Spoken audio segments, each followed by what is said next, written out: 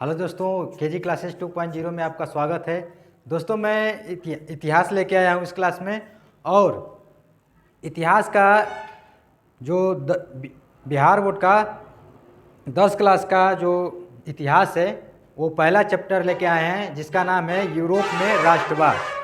लेकिन उससे पहले हम इतिहास जान लेते हैं कि इतिहास क्या होता है, इतिहास हमको पढ़ना क्यों पड़ता है, इतिहास हमको पढ़ के फ़ायदा क्या होता है।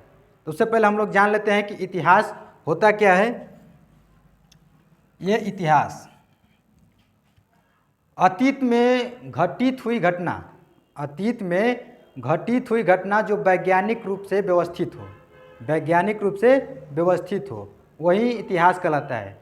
लेकिन ये 5वीं 6वीं क्लास में ऐसे पढ़ा जाता है, लेकिन हम लोग 10 में आ गए हैं तो 10 के लेवल से पढ़ेंगे।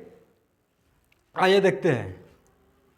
इतिहास अतीत में घटित घटनाओं का वैज्ञानिक और व्यवस्थित अध्ययन है, ये इतिहास है। और यह केवल पुरानी कहानियाँ नहीं बताती है, यह केवल पुरानी कहानियाँ नहीं बताती है, बल्कि साक्ष्य के आधार पर मानव समाज का राजनीतिक बताती है। क्या बताती है? राजनीतिक हो गया, समानता हो गया और आर्थिक भी हो गया, ये भी सब भी बताता है इतिहास।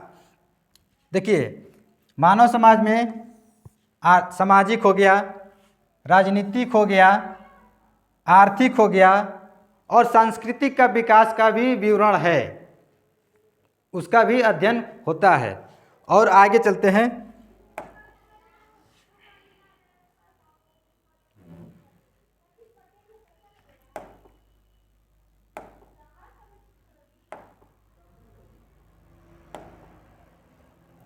दोस्तों, ये इतिहास हमें क्यों पढ़ना चाहिए, ये हम बताए थे कि इतिहास हमको ये पढ़ना चाहिए जैसे भूतकाल में जो हम अध्ययन करते हैं, उसको अध्ययन को लेकर हम अपने वर्तमान में जो भविष्य उज्जवल तय करते हैं, उसी को वर्तमान की रास्ता को तय करने के लिए हेतु करता है भविष्य में।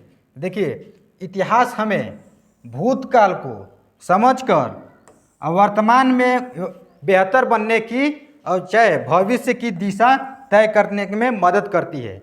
कौन? इतिहास। हमको भविष्य में जो भी कुछ करना होता है उसको हमको तय करना होता है, भूतकाल को समझेंगे तब तो। ठीक है, और आगे चलते हैं।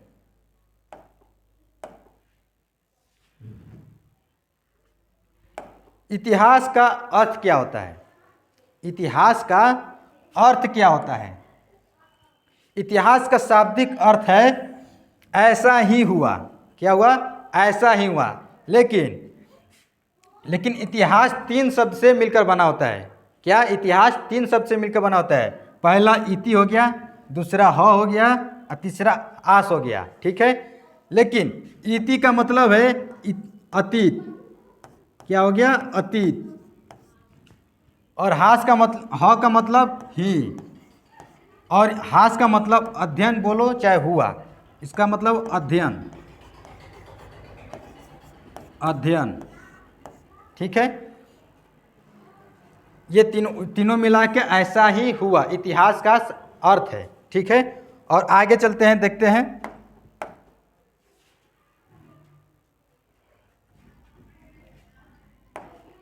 इतिहास का परिभाषा जान लेते हैं।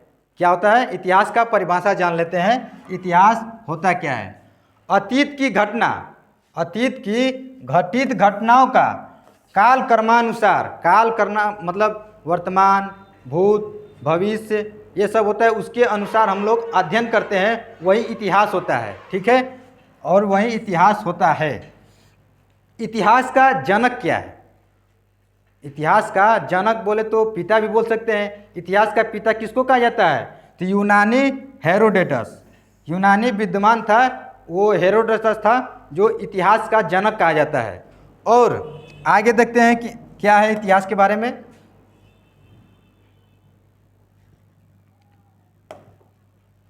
इतिहास का साक्ष्य के आधार पर क्या होता है? साक्ष्य के आधारित क्या है?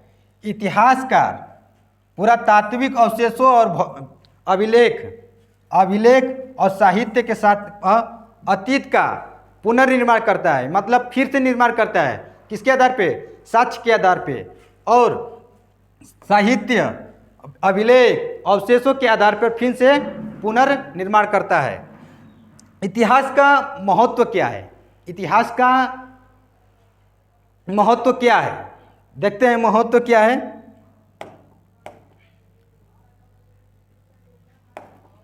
इतिहास का महत्व, यह मनुष्य को उसके विकास की कहानी बताकर वर्तमान के समय में मार्गदर्शन तय करने में मदद करता है। यही महत्व है इतिहास का, जो भूतकाल को समझकर वर्तमान में बेहतर करने की जो अथु करता है, उसी को महत्व बोला जाता है। इतिहास में यही महत्व है। चलो आगे देखते हैं।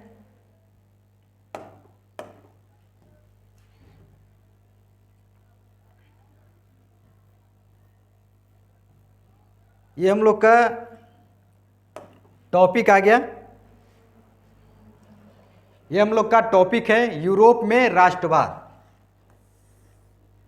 10 क्लास का फर्स्ट चैप्टर है यूरोप में राष्ट्रवाद। यूरोप तो सब लोग जानते हैं कि यूरोप एक महाद्वीप है। लेकिन यहाँ से भी क्वेश्चन आता है, सबसे बड़ा महाद्वीप कौन है? सबसे बड़ा महाद्वीप एशिया महाद्वीप है। कौन है? एशिया महाद्वीप है। और सबसे छोटा महाद्वीप कौन है? सबसे बड़ा हो गया ये, सबसे बड़ा हो गया बड़ा, और सबसे छोटा महाद्वीप ऑस्ट्रेलिया महाद्वीप है। कौन है? ऑस्ट्रेलिया महाद्वीप है। यही मतलब 2 क्वेश्चन आ भी सकता है, और आ भी सकता है क्या, आता भी है। सबसे बड़ा महाद्वीप, सबसे छोटा महाद्वीप, ठीक है। तो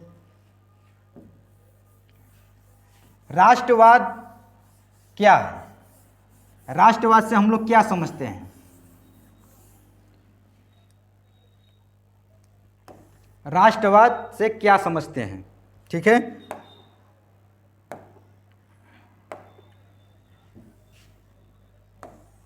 राष्ट्रवाद है क्या?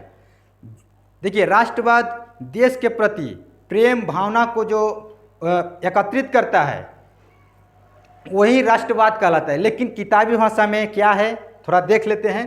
राष्ट्रवाद आधुनिक युग की राजनीतिक का चेतना प्रमाण है। क्या है? राजनीतिक चेतना का प्रमाण है। एक ऐसा विशेष भौगोलिक हो गया, सांस्कृतिक हो गया, सामाजिक हो गया, ये सबको विकसित ही होता है, मतलब विकसित होता है। यही मतलब किताबी भाषा में राष्ट्रवाद है। आगे देखते हैं राष्ट्रवाद क्या है।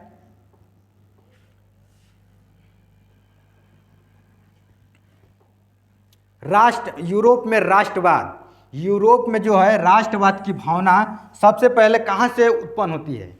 सबसे पहले कहाँ से होता है यूरोप में राष्ट्रवाद? तो सबसे पहले फ्रांस में होता है। क्या है? फ्रांस में होता है, फ्रांस देश में होता है। और यह पुनर्जागरण काल से ही ये बीजारोपण होता है, मतलब उत्पन्न होने लगता है। कौन से काल में? बीजारोपण ही पुनर्जागरण के समय में ही हो जाता है। पुनर्जागरण का समय काल क्या है? 14वीं शताब्दी से लेके 17वीं शताब्दी तक के बीच के समय को हम लोग पुनर्जागरण काल कहा जाता है। क्या कहा जाता है? पुनर्जागरण काल कहा जाता है। और ये बताए थे यूरोप में राष्ट्रवाद की चेतना जो है शुरुआत फ्रांस से होती है। क्या होती है? फ्रांस से होती है। और आगे देखते हैं क्या है।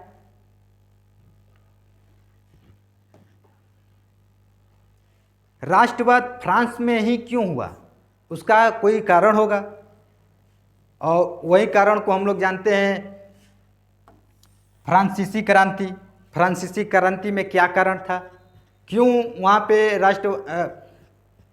राष्ट्रवाद हुआ? राष्ट्रवाद में एकता की देखने के लिए मिला। तो देखते हैं वहाँ का प्रमुख कारण क्या था, निरंकुश राजतंत्र। निरंकुश राजतंत्र और जो है निरंकुश राजतंत्र हो गया, सामाजिक समानता हो गया, क्या है, सामाजिक समानता हो गया, और आर्थिक संकट भी वहाँ पे हो गया, क्या है, आर्थिक संकट भी हो गया। तो हम लोग पहले देखते हैं निरंकुश राजतंत्र क्या है, निरंकुश राजतंत्र क्या है, निरंकुश राजतंत्र। फ्रांस में बुर्बो वंश का शासक था, क्या था, बुर्बो वंश का शासन था, जो कि लुई सोलहवां एक अयोग्य शासक था और जिद्दी शासक था। क्या था, अयोग्य। बोले तो अयोग्य का मतलब योग्य नहीं है। वो लुई सोलहवां एक जिद्दी आदमी, जिद्दी टाइप का मतलब बहुत हरामी टाइप का था, बहुत हरामी टाइप का, और अपने जनता को ही परेशान करके रख दिया था, इतना परेशान करके रख दिया था ना। देखते हैं कितना परेशान किया है और उसके साथ होता क्या है लुई सोलहवां के साथ।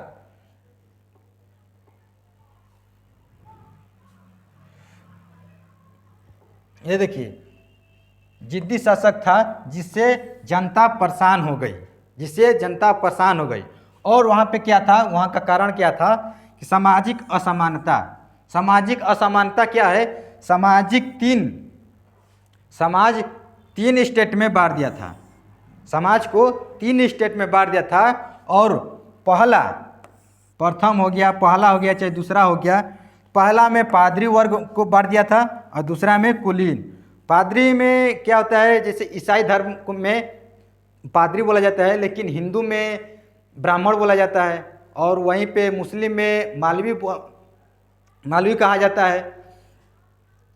तो पादरी होता क्या है, जिसे बहुत ज़्यादा इज्जत सम्मान दिया जाता है। जैसे हमारे देश में ब्राह्मण को इज्जत दिया जाता है, कहीं भी बैठाते हैं प्रणाम पंडित जी, ठीक। वैसे ही ईसाई में पादरी होते हैं। और कुलीन वर्ग क्या है कि जो धनी हो गए, धन संपत्ति ज़्यादा हो गया, वैसे लोग क्या थे, कुलीन वर्ग में आते थे। लेकिन इसका विशेष कारण क्या था,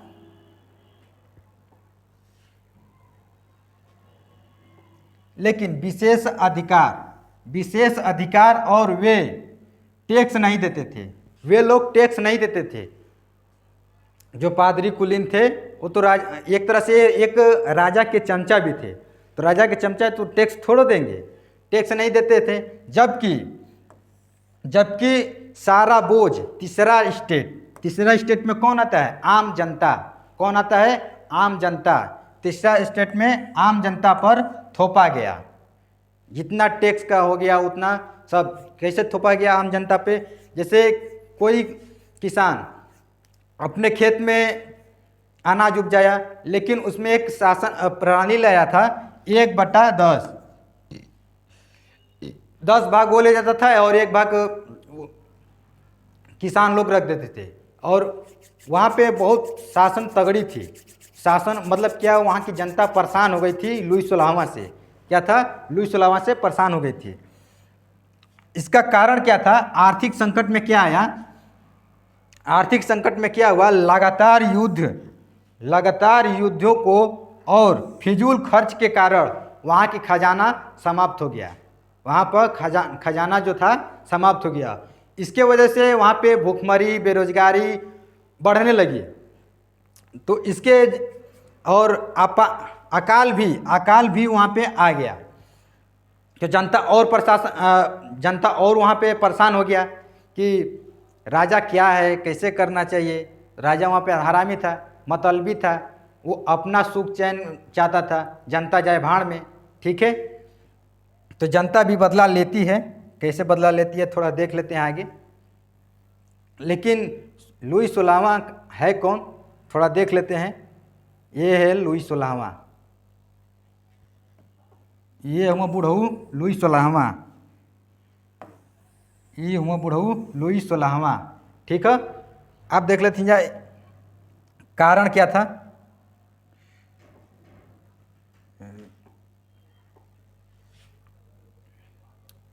क्रांति की शुरुआत जो फ्रांसीसी क्रांति हुआ था उसका शुरुआत कब हुआ था? 5 मई 1789 में लुई 16वां के नए टैक्स के लगाने के लिए स्टेट जनरल बैठक बुलाई थी। क्या थी?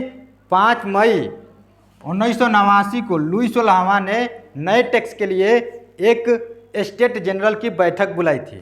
ठीक है, बैठक बुलाई थी। आगे देखते हैं और ये फिगर के बारे में बताएंगे। ये है आगे बास्तिल का किला। क्या है? बास्तिल का किला। बास्तिल का किला बोले तो वहाँ पे जो उस समय था जेल था, लेकिन आज हम लोग बास्तिल के किला के नाम से जानते हैं। लेकिन इसका पतन कैसे हुआ देखते हैं। गुसाई भीड़ पेरिस में स्थित बास्तिल के किला को वहाँ की जनता ने तोड़ दिया।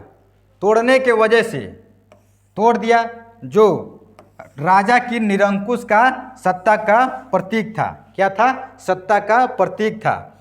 इसीलिए 14 जुलाई को फ्रांस में राष्ट्रीय दिवस मनाया जाता है। क्या मनाया जाता है? राष्ट्रीय दिवस मनाया जाता है। कब? 14 जुलाई को। और ये बास्तिल का पतन कब हुआ था? 14 जुलाई 1789 को ही पतन हो गया था बास्तिल का किला। ठीक है, आगे देखते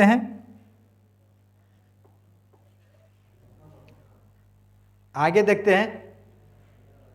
क्रांति के मुख्य परिणाम, मतलब वहाँ पे क्रांति हुआ तो कुछ न कुछ रिजल्ट जरूर हुआ होगा।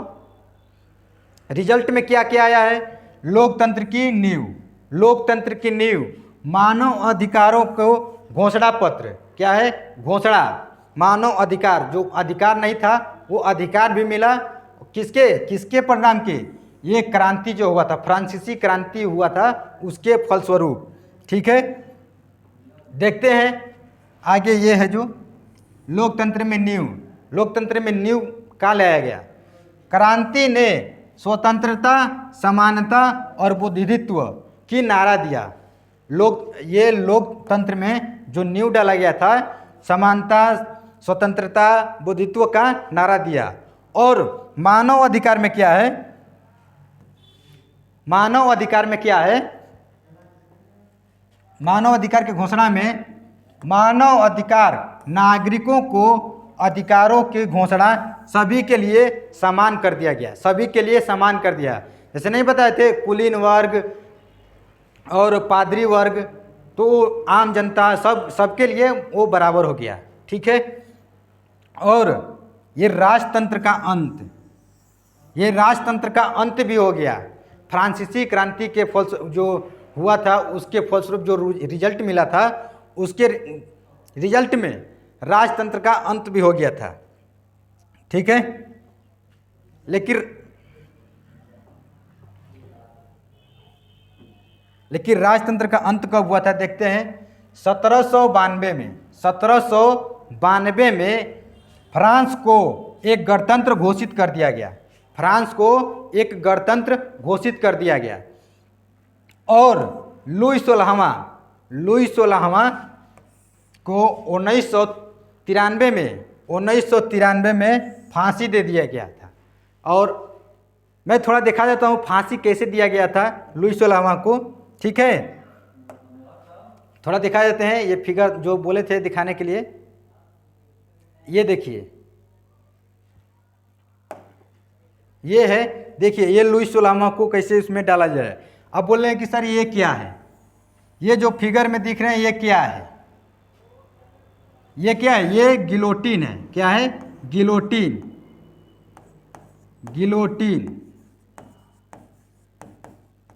क्या है? गिलोटिन। ये नीचे में छेद करके डाला गया है, जैसे मूड़ी डालने के लिए छेद होता है ना, वही छेद किया गया है। ऊपर बहुत भारी गणासा रखा गया है, जिसे गिराने पर ही मूड़ी कट जाता है। और लुई 16वां को देखिए इसमें डाला जा रहा है और इसका मूड़ी भी काट दिया जाता है। लुई 16वां को लुईस लामा का सर काट दिया जा रहा है, और इसके साथ साथ इसके पत्नी का भी सर काट दिया जाता है। कौन काटता है? वहाँ की जनता।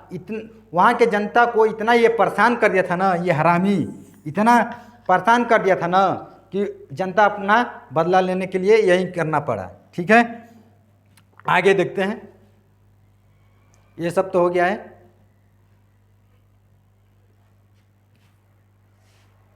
ये आगे, अब यहीं से जब फांसी दे दिया जाता है लुईस लामा को फांसी दे दिया जाता है, तो क्या होता है? वहाँ से नेपोलियन का उदय हो जाता है। क्या हो जाता है?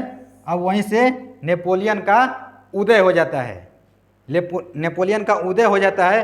फ्रांस क्रांति के बाद, फ्रांस में जो क्रांति के बाद पैदा हुई अस्थिरता का लाभ उठाकर अस्थिरता का लाभ उठाकर वहाँ पे नेपोलियन बोनापार्ट वहाँ का राजा बन गया।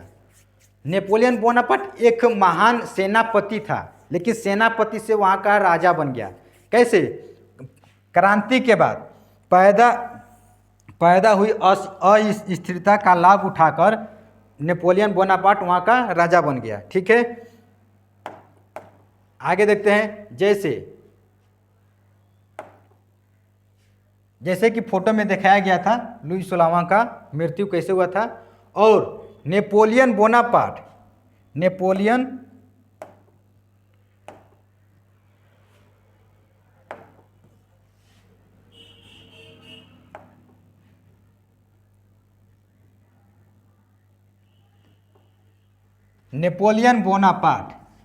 लुईस लामा के मृत्यु के बाद नेपोलियन वहाँ का तो राजा बन गया, वहाँ का तो नेपोलियन बोनापार्ट राजा बन गया।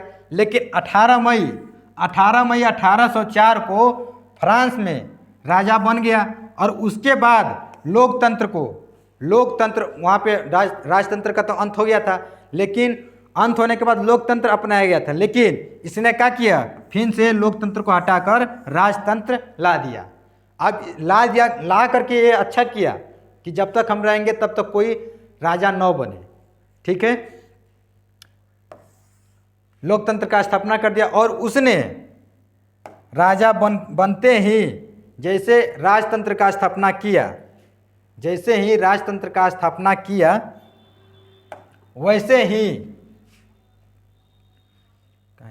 वैसे उसने 1804 में ही नागरिक संहिता एक कानून है वो लागू कर दिया था, जिसे नेपोलियन संहिता भी कहा जाता है। और नेपोलियन संहिता भी कहा जाता है, बता दिए। ठीक है, और आगे देखते हैं क्या है। और उसने एक और कानून लाया, जन्म के आधार पर विशेष अधिकार को समाप्त कर दिया। जो जन्म के आधार पे विशेष अधिकार मिलता था ना, उसको भी हटा दिया। क्यों हटाया? क्यों हटाया? अभी अपने कुछ करने के लिए ही किया होगा। और वहाँ का फ्रांस का जो भूमि का ये रक्षा भी किया था। कब? देख लेते हैं।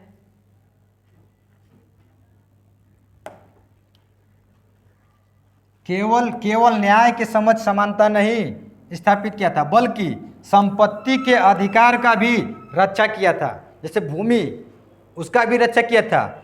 और नेपोलियन बोनापार्ट का जन्म कब हुआ है? नेपोलियन बोनापार्ट का जन्म 15 अगस्त 1769 में होता है। कब हुआ था? 1769 में, 15 अगस्त 1769 में को हुआ था। नेपोलियन का बचपन का नाम क्या था?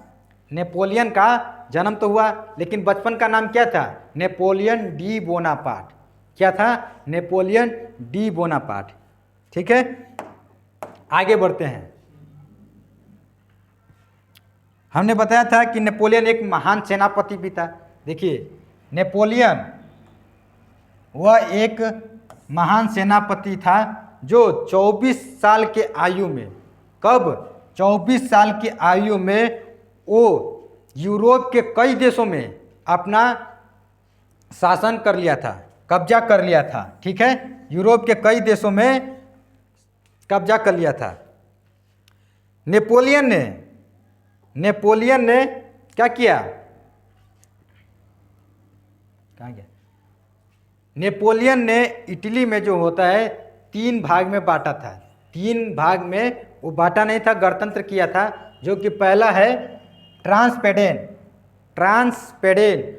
गणराज्य, और तीसरा क्या है, सिसले पाइन गणराज्य, और तीसरा क्या है, लिगुलियन गणराज्य था।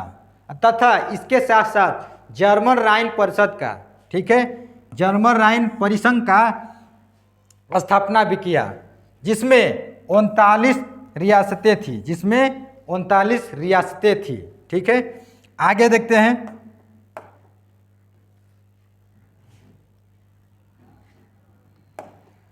कहीं ना कहीं हम लोग को देखने को मिला नेपोलियन अच्छा शासक था। ठीक है, नेपोलियन वहाँ का अच्छा राजा था।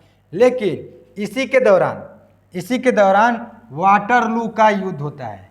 वाटरलू का युद्ध होता है कब, 18 जून 1815 में वाटरलू का युद्ध होता है, जिसमें एक तरफ से फ्रांस